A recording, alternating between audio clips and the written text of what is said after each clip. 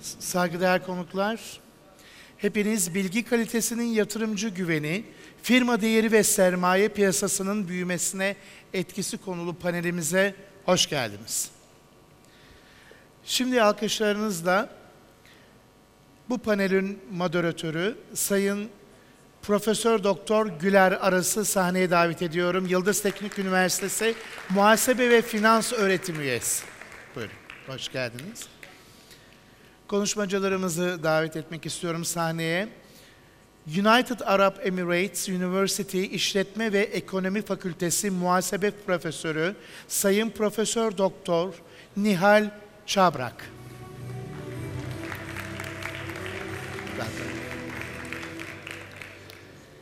The National Center for Scientific Research of France, kıdemli araştırma uzmanı Sayın Yuri Biondi.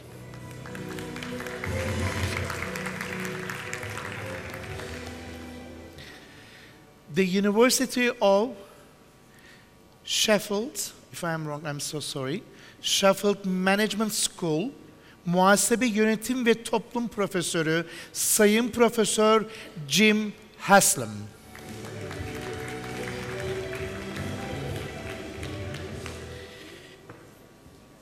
University of Essex, United Kingdom, Muhasebe Profesörü Sayın Profesör Prem Sikka.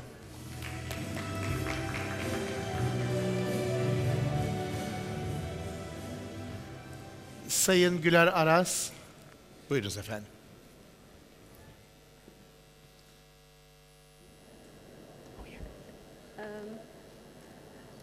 I just, I have to speak, do you prefer speak Turkish or English? You will speak English, but, okay, I will ask in English as well. So, first of all, I apologize, I'm late because I was chairing other session just before this one. We just completed, we just started late than normal time. That was the reason why we are late. So in our panel session, we have, actually we are planning to discuss about information quality, how important for firm valuation, investor trust, and capital market growth. These are all of them, each of them very big topic, very big subject. We need a lot of time to discuss, I know that, but we have very, very experienced academics left-hand side. In my left-hand side, Jim, he is going to be first speaker. I don't want to introduce them again because we have very limited time. You know all information about them, and also our staff already announced their information. Jim from Sheffield University, so he is very much knowledgeable about this area. So I am really looking forward to hear his presentation. They will have 6-7 minutes presentation. 10 minutes? Yes. 10 minutes. 10 minutes will be, can we make it shorter? Because we have to complete at most 45 minutes, if you don't mind. Right. So, Jim, floor is yours. Okay, thank you very much, Gula. Thank you for inviting me here. Can we start presentation? Today. I'd like to begin by, thank you very much. Can you hear me okay? This is for remote control. This is for remote control. Just changing your... Right, okay. How do I do it? Just that one.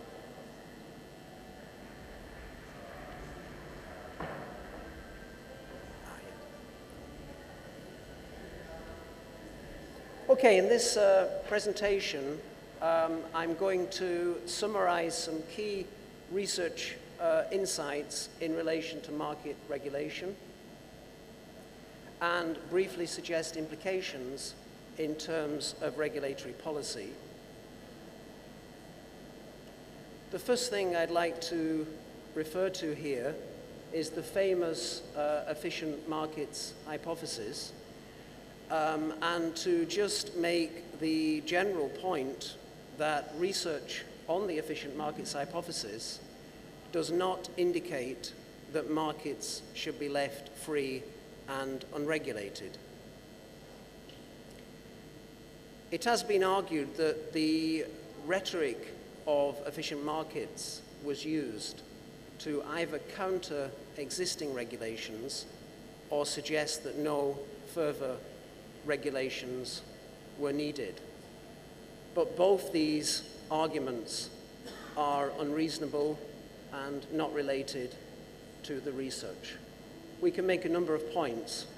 First of all, any research on the past in a particular place is not universally valid for the future or for all places.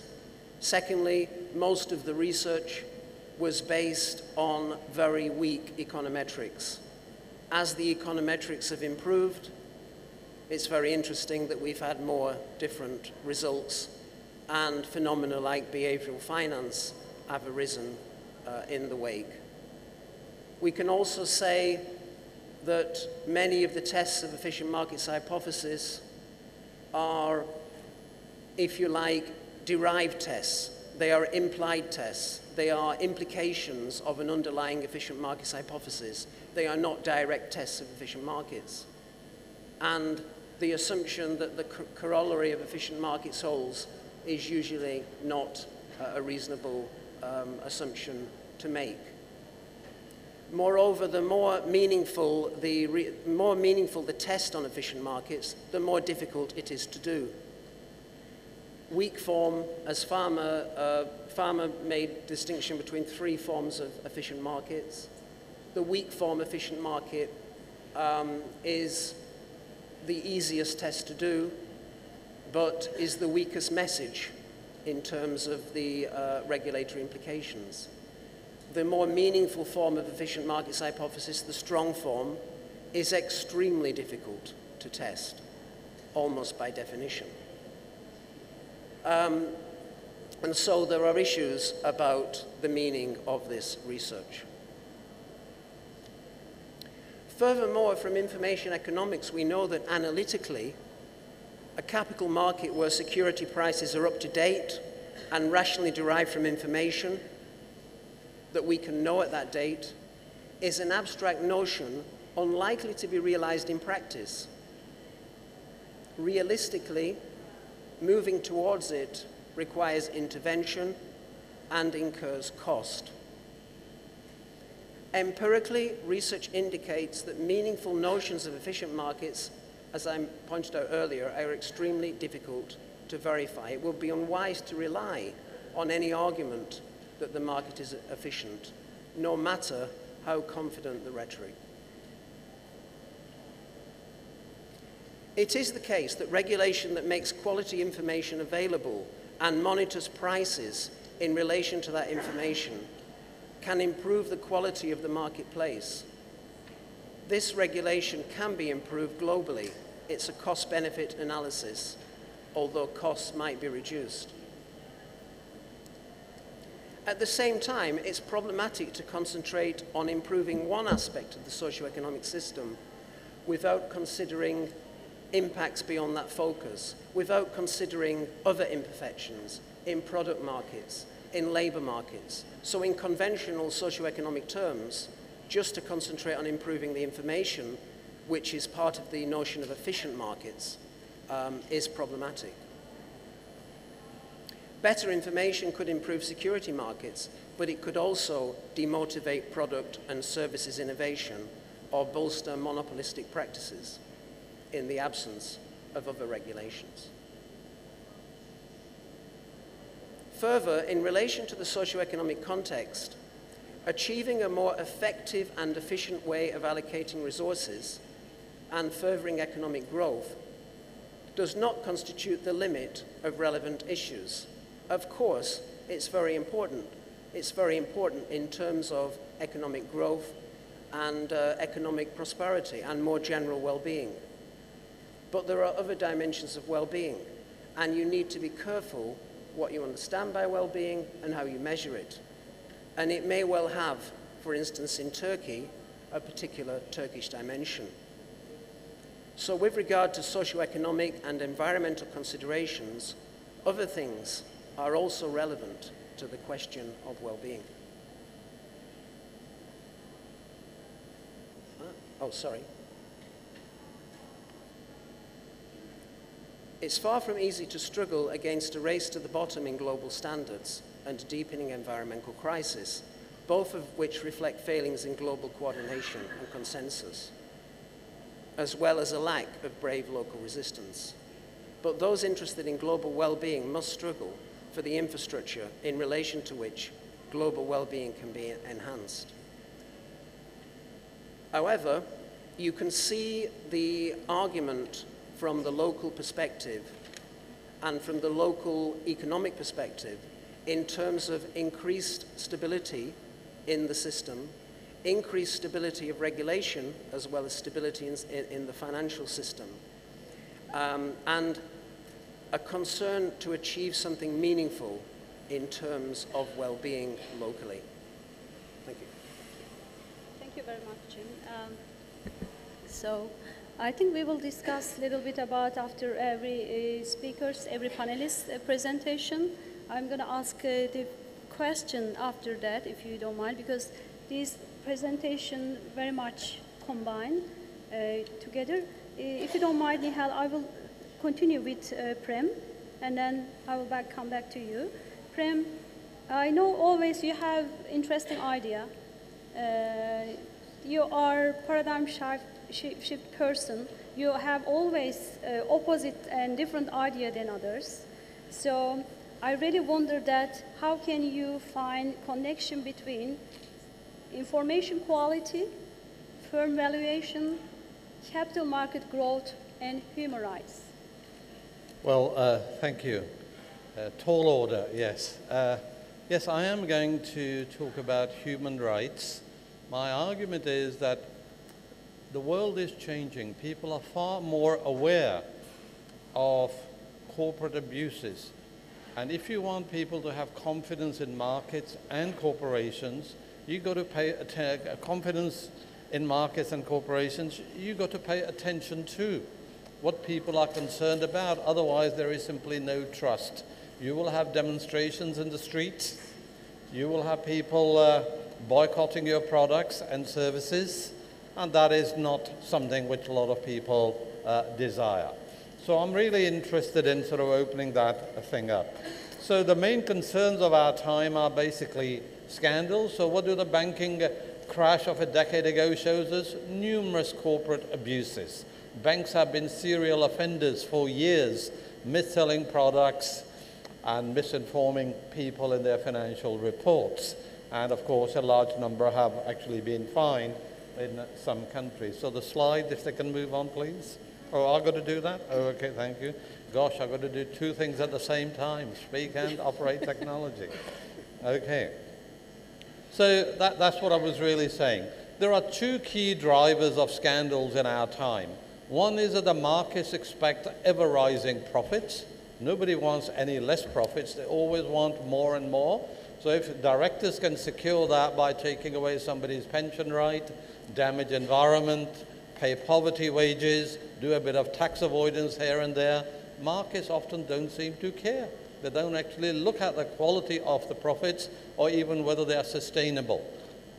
So there is a huge gap between how the markets operate and what the people expect. People expect ethical behavior. And the second key driver of the mistrust in big business is executive remuneration models, often linked to profits. You can, as an accountant, I can tell you, you give me any set of numbers and I can work out an alternative profit for you. So many companies and directors in the markets are focused on short-term profits.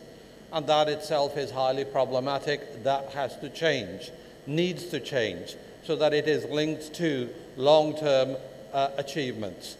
So there are lots of organizations who want ethical investment, but they have very little information about how ethical a corporation is. Companies don't tell us about their tax avoidance practices. You can look at company accounts and you will not find any information.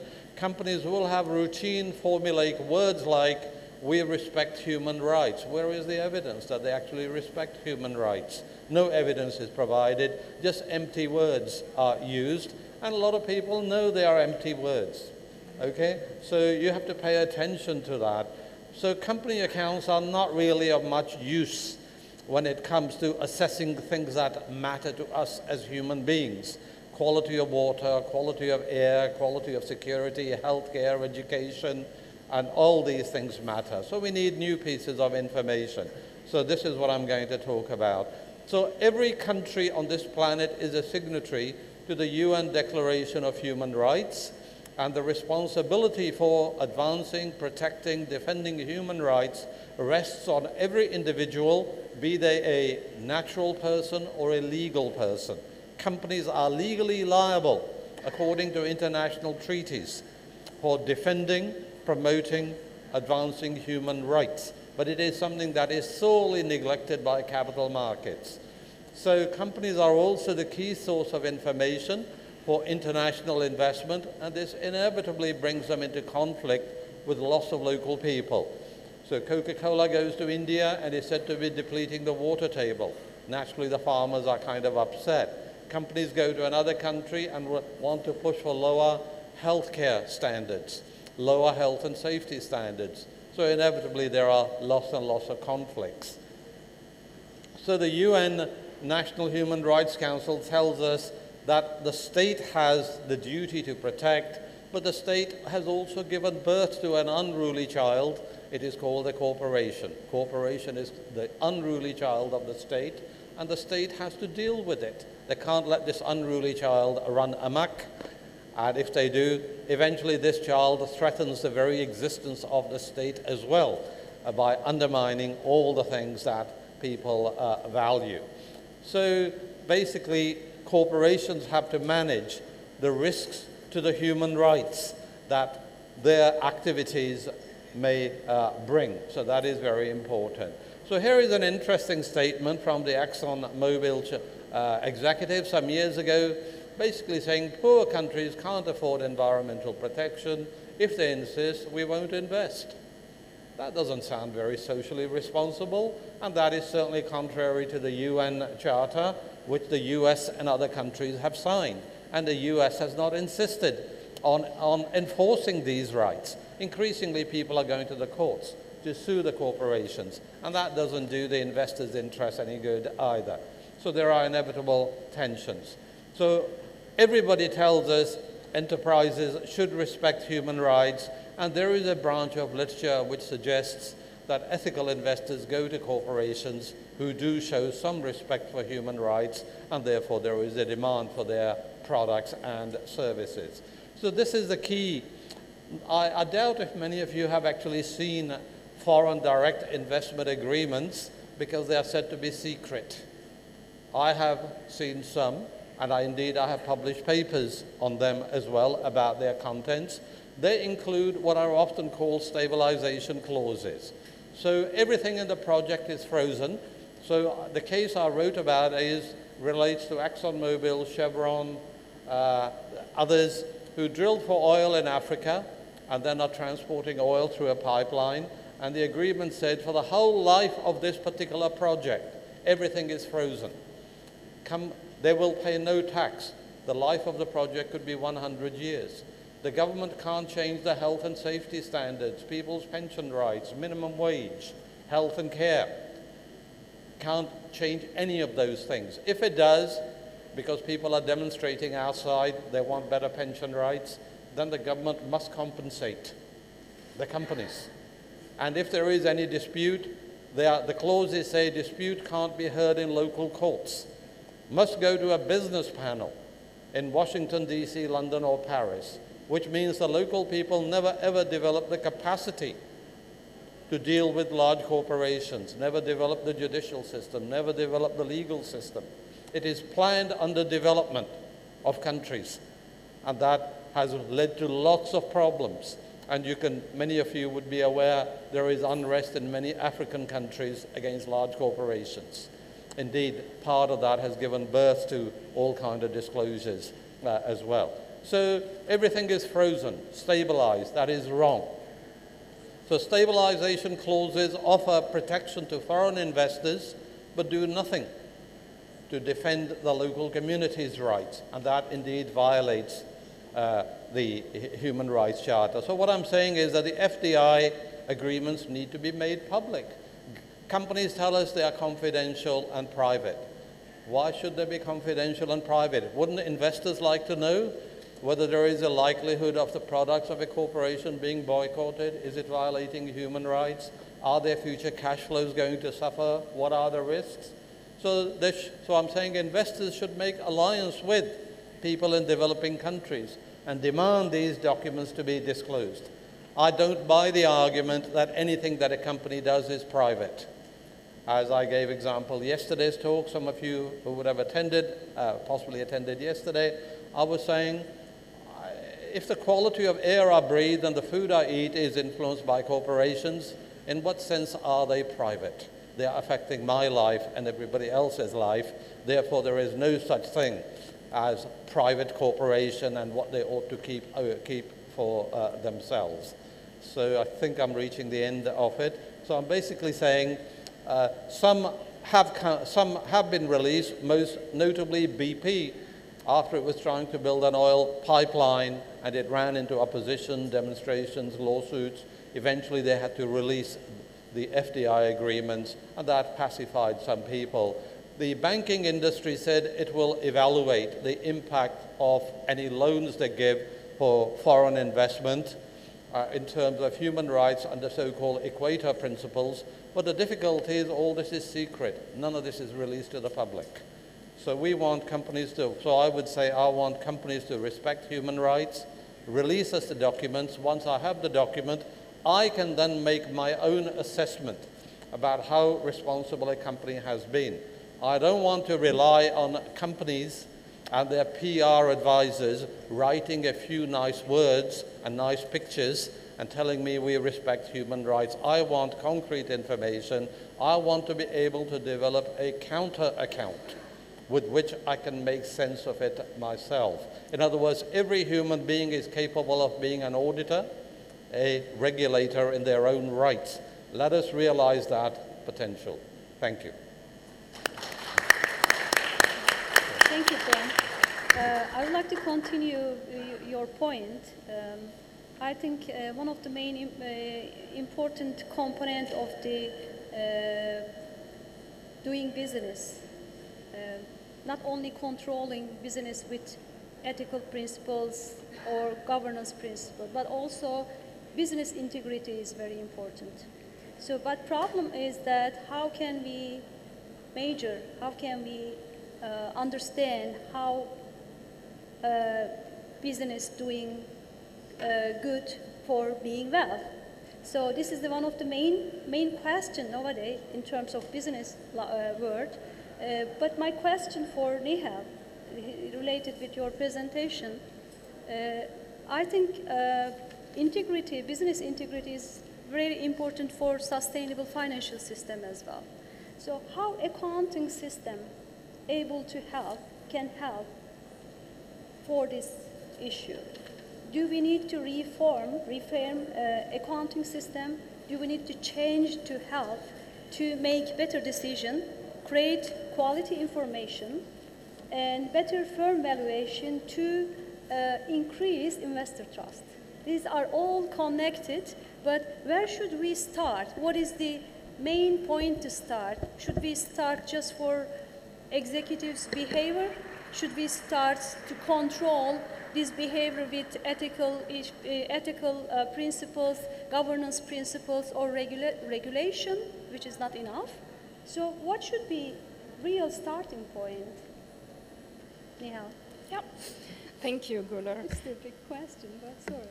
Yeah, so I totally agree on the role of the accounting model, conventional accounting model, and the necessity actually to reform it in order to support, the role or the shift of the financial system towards what we call the financial system we want, as it was. Can you speak up a little bit? Can you speak up a little bit? Can you hear me now? Okay.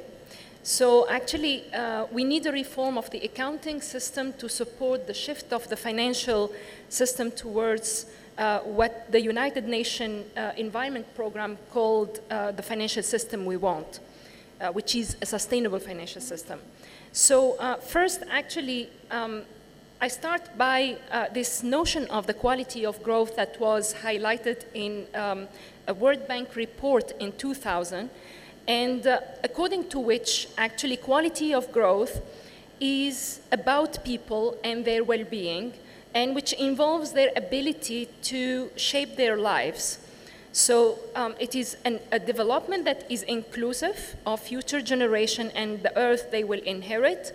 And it is also a development that means that we need to have measures not only of development, but also of the dispersion of the growth, the composition of the growth, and the sustainability of that growth. Unfortunately, today growth model is contested for not being able to fulfill the citizens' aspirations, and it is generally associated with a systematic depletion of natural capital and all the vital life support system. We know that today we have crossed 4 out of 9 planetary boundaries, and we know that we are crossing the 6th mass extinction era, and we know that human beings are one of the major reasons for that. So all these problems related to the deterioration of the natural capital, the accentuation of the social divide, so they became the symptoms of today's growth model that needs to be overhauled in the direction of sustainability. Pope Francis said actually that finance overwhelms the real economy, and the lessons of the global financial crisis have not been assimilated, or let's say that we are learning too slowly the lessons of environmental deterioration.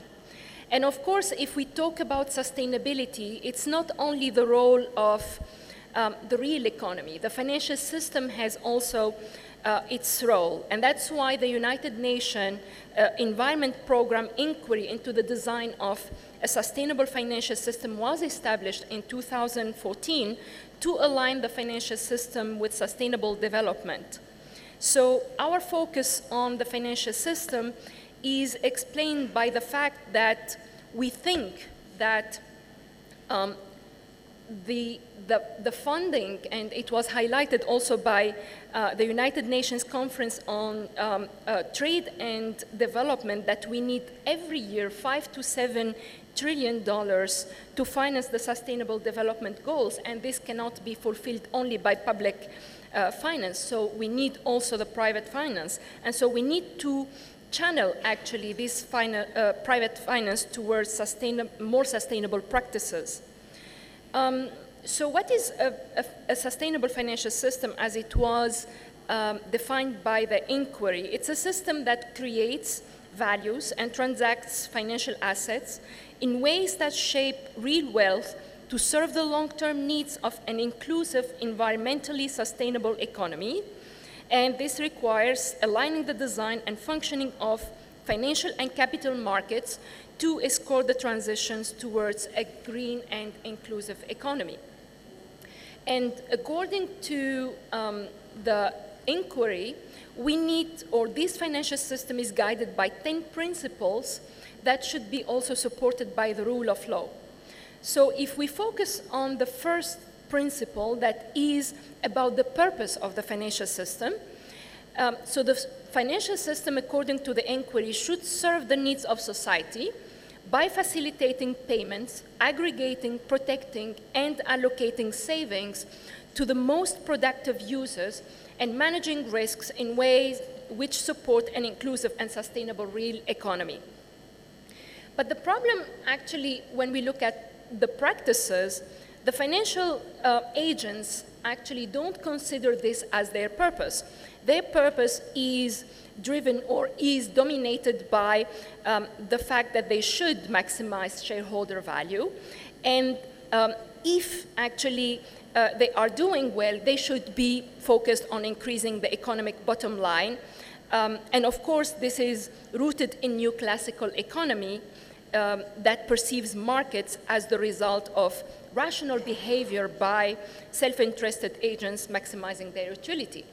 This is, I mean, when we look at what happened in the financial crisis, typically all the financial agents were trying to maximize their profit, and so they were, they could be considered as rational on the individual level, as they have did exactly what the theory requires, but they have had catastrophic effects on the collective level, and we know what happened. So the dominant view of the purpose of financial agents have imposed a lot of costs and risks on society, and here actually we bring the role of accounting. So the role of accounting is that it contributes to this situation by making us perceive the most effective initiatives in terms of social and environmental value more costly. And therefore, financial agents do not have any incentive actually, because actually they are looking for to maximize their profits. So they don't have any incentives to care about such initiatives. So what we need in terms of accounting and financial reporting is more than an enhanced understanding of corporate socio-environmental interaction through a separate set of accounts. What we need is to know how the economic success was made at the cost of the natural environment and society. And this cannot also be fulfilled through integrated reporting. So the traditional accounting model should be transformed. And also we believe that we cannot just only add the externalities or internalize externalities, because again, this does not clarify enough how this externality has been valued, against which liability account they are recorded, and through which mechanism businesses are going actually to contribute effectively to maintaining all the forms of capital besides the financial capital.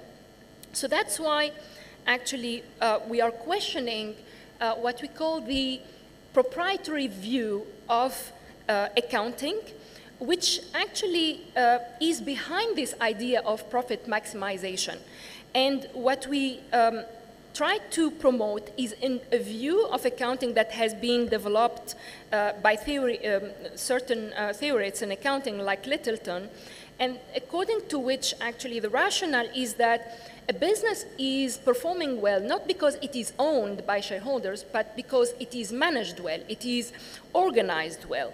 And for that purpose, a business needs to rally the relevant parties who are providing the different resources so that the business can maintain itself and be sustained. So of course, here actually we need a new set of accounting, and we need to go further, because what we want to achieve is this notion of sustainability that is rooted in or that is based on the idea of well-being, intergenerational well-being and inclusiveness. And of course, the financial agents have an obligation because they have social relations. So the finance, as usual, cannot be, cannot be maintained. So they need to also contribute to sustainability. And of course, the role of accounting here is that it will help perceive the companies that are doing better than other companies and which are trying actually to sustain the different forms of capital they are using. And of course, in this way, the financial agents will be able actually to make better investment decisions to support these progressive companies and exclude the other companies which are not doing well. And this is how actually we can promote and support the financial system we want. Thank you, Nihal.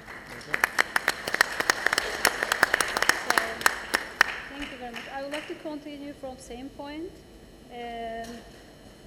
As we have seen from our experience, ethical rules, governance principles, including regulations, was not enough to control this financial system and financial crisis, and not really enough to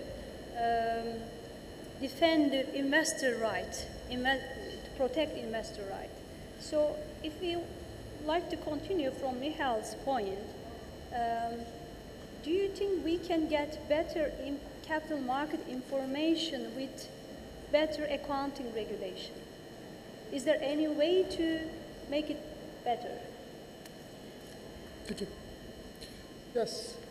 Yeah, I will try to argue that we can. Should I start my PowerPoint? Okay.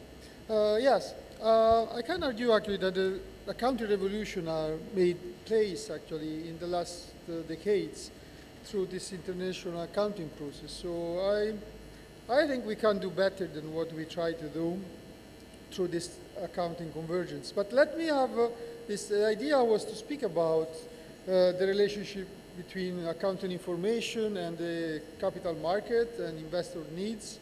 So let me first start what we believe about global financial markets. So the idea was that markets can be auto-regulated. So we have this market understanding of finance where essentially we believe the market can do everything alone and they don't really need anything else but themselves. So essentially accounting disappeared from the landscape, and also all the other social norms, also the legal norms, which are the background and the framework of finance. And so what happened is that in theory, we assign several roles to markets, including the role to measure the fundamental performance of firms, which is the role I will criticize in my speech. So Prem and Jim has already stressed the consequences of this understanding, this market understanding of finance, which essentially neglect what actually market can do and what they can't. And by condition of ignorance and conflict of interest, they can end up facilitating or at least not preventing market manipulation and abuse.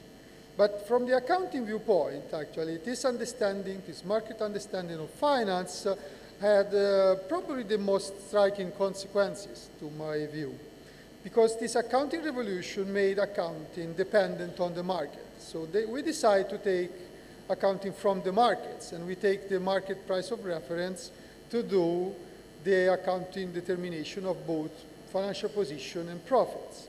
So we just call it fair value or value relevance, this dependence on the market, especially the share market, of course. But it's true for all financial securities, and also true for most, even all the financial or non-financial accounting elements, both the asset and the liabilities. So this makes accounting dependent on the market of reference. And the long-standing tradition of using account to control the business firm and to make the business firm and its manager accountable has essentially disappeared. And the principle of prudence, which was the backbone of this idea, also disappeared, including its own word. It's no longer part of the conceptual framework of the International Accounting Standard Board. Of course, the consistency with the public good and the institutional complementarity are also disappeared because we promote this private governance of accounting standards, which are essentially extraterritorial. So what's happening in the financial market? Some theory explained to us that essentially financial market never delivered the fundamental value. So Robert Shiller, a Yale economist, pointed out in his research, he got a Nobel Prize for this, that whatever we believe financial market do, they don't deliver the fundamental value. So to me, this is my opinion and also my critical analysis, fundamental value do not exist. But even if you believe that it exists, it cannot be measured by the market price. The current market price never aligns ex post with the fundamental value as we can measure it through several techniques. So here you have several measurements and the line which are the market price of reference for the US capital market, considered the most efficient, and they never align with the fundamental value which can be reconstructed. Same way, by recent research on the accounting review, the red line is a measurement of the fundamental value of the US market, and no, sorry, the vice versa. This is the fundamental value, yeah, and the price. This is the blue line is the fundamental value. The red line are the market capitalization. And again, they don't align. Actually, we can say the bubbling here. So what happened is that we believe firmly, and actually in the last 30 years, they try to argue that only one financial accounting model exists. But literature was quoted by NİHEL, actually. We can fairly divide two families of accounting models. So one family depends on current values, which can be measured by markets, and try to measure the net worth of the firm. But another model try to control the business firm. So try to track the entity process, so the business process over time, and focus on invested cost and generated revenues. So on the one hand, you have this market understanding, the market basis of accounting, and fair value is the most recent version of this understanding, but you also have the traditional model which focus on the firm as a going concern. And so you can still have the opposition between the two. So let me elaborate on this. If this is true, if we accept this divide, we can have two different understandings of the same business process. On the one hand, you have the market understanding, so you have investors try to figure out, to guess the fundamental value, we hope, of the firms, and to trade on the securities which deliver a return on the basis of that fundamental value. This is an investment understanding. They try to measure, estimate the spot value of the business. But on the other hand, we have an accounting system. And the accounting system is not about guessing. It's about controlling the actual business process which go through time. It has to be completed to generate those very returns which can or can't actually nurture and pay off the investments. So the idea that we have a dualistic situation here, we have two sources of information and we have also two sources of regulatory or governance tools. So we have two different instruments. One is the market through the financial investment and the market information. And one is this firm as a going concern, this corporate accountability and the accounting system which belong to this specific firm environment. If we elaborate on this, of course, we come back to the old-fashioned accounting system, which was developed by European, American, and Japanese scholars. It was also well known in Turkey through the German influence on the regulatory framework here. And contrary to the financial logic, it doesn't make the accounting dependent on the financial values. It's quite the contrary. They use the accounting information to better the financial market pricing. So, of course, no profit, not prophetical figures of unrealized future benefit under the financial account. We don't need, or at least we try hard to avoid any estimation of the future. So some are, of course, necessary. We cannot do without. But the point is to track the actual process of the business. So we try to stick with fact. This is what accountant tried to do. And of course, discount rate was almost non-existent, actually, there. So most of the accountants discovered that we can do estimation through discounting rate just because the International Accounting Standard Board decided to put discount rate everywhere. So let me conclude. What financial market can do? This is your work. Every day, they for sure provide liquidity as long as the trading go on. And they don't align with the fundamental performance, but probably over time they can help this, at least it's a part of the understanding, but they don't provide time by time, every moment of the day, the fundamental performance measurements. And for sure, therefore, they cannot drive the fundamental performance. You need the business, and you need the manager, and you need the corporate governance in place, and the business management in place to decide what is development and welfare for the business and for the society at large. And as long as the two go along, so the investor on the one hand and the business firm on the others, you can get, hopefully, a system which is good for business and society. So accounting has a specific role to play. We call this the accounting lighthouse, which means that in the formation of the security price, the accounting information can play a role which is independent from the market, but deliver a firm-specific information to them. And so instead of having this common knowledge coming from the markets, like as if the market could be sustained by themselves without anything else, we ask institutions like accounting, social norms like accounting, to provide information and control for the markets to work better. So this is a series of articles you can read, and if you want to contact me, feel free to discuss this. Thank you very much. Thank you very much, Yuri.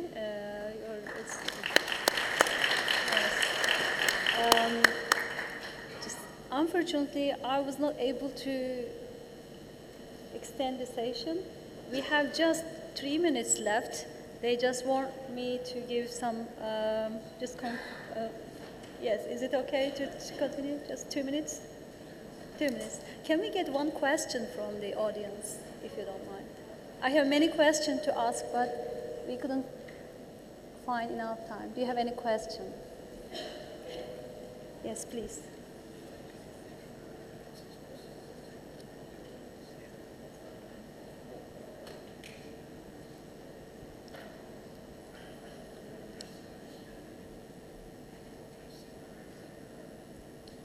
Okay, thank you very much. I am Mahir. I am from Ethiopia, and I am a PhD student in Marmara University.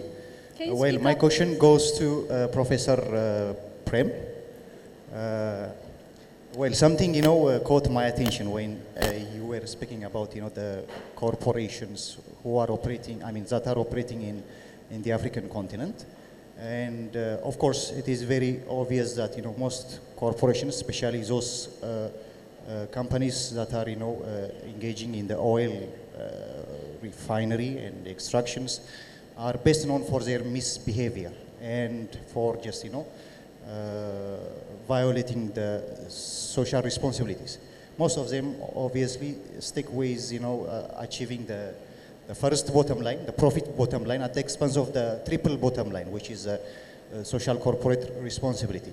So my question is, or what I am wondering really is it possible to just impose a kind of legal framework to control their misbehavior, in general, the corporate fraud, provided that the companies or the CEOs of these companies or the people who are just working in the boardroom are colliding with the government, because it is obvious that they have kind of invisible hand. They have a shadow to just. Can you conclude your question? Sure. Okay. So is it possible to just implement a kind of Sarbanes Oxley Act in the African continent? Will it have a practical validity in the presence of politics, of course? Thank you. Well, thank you very much. That's a very hard question to answer in many ways, because there is a relationship of unequals between many poor countries and large corporations. Many poor countries want economic development, economic growth, want jobs, and then corporations come in and impose conditions. Paradoxically, they are supported by the Washington Consensus, who is sort of asking countries to waive certain requirements. I think in a sense, so for example, if a US oil company is investing in Africa, it is the US's duty under the UN Charter and the Convention on Human Rights to ensure that the corporations in its own jurisdiction respect human rights in other places. So they should be forcing those companies to do certain things. It is also possible in Africa countries to get together. So the more countries pull their sovereignty together, more robust they can be, because at the moment they are being picked off one by one. So get together. And also build support with NGOs, trade unions and civil society. So the case I looked at, it was an oil company, and people were complaining that the water was polluted, and the oil company's response was, show us the quality of water before we came in. Well, how on earth do you demonstrate that when you can't read right, you haven't got many of the local things? So a lot of NGOs were fighting, and these oil companies then also bribed senior government officials. So people talk about bribery. There is a demand from corrupt rulers. What they forget to tell us that there is a supply side as well. You can't have a demand unless there is a supply. What is being done with these people who supply bribes? So I think it's a multi-dimensional question, not easy to answer, but I think it invites a whole range of responses, really. Thank you. I'm afraid I have to complete the session. I wish we had more time to discuss. I think we have. Don't we have more time? All read. It is already over. So I would like to thank you for our panelists. It was very great presentation, and there was very, very good idea inside to discuss. If you want, you can just find them outside and you can discuss if you want to learn or discuss more. I would like to thank all of you, and I would like to thank you, your question, your comment, and listening us. So I would like to give some gift for our guests. Çok teşekkürler, sağ olun. Plaketleri vermek üzere size göndermiyoruz. Bu arada şöyle bir anons rica ettiler. Mobil uygulamalarınızda bir anket varmış. Bunu doldurursanız. Panelimizle ilgili anketimiz var, evet efendim. Onu doldurmanızı özellikle rica ediyoruz. Buyurun. İsimsiz.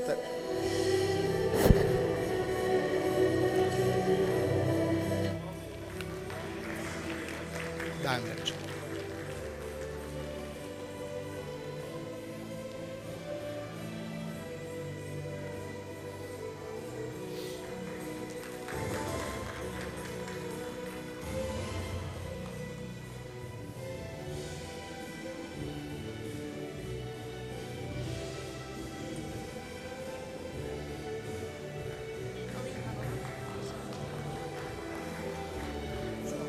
Yok, ona vermek için aldım da o oraya gitmiş.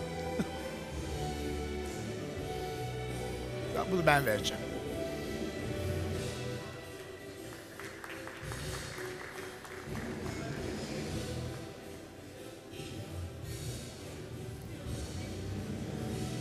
Sizinkini de ben takdim ediyorum efendim. Çok teşekkürler, sağ olun.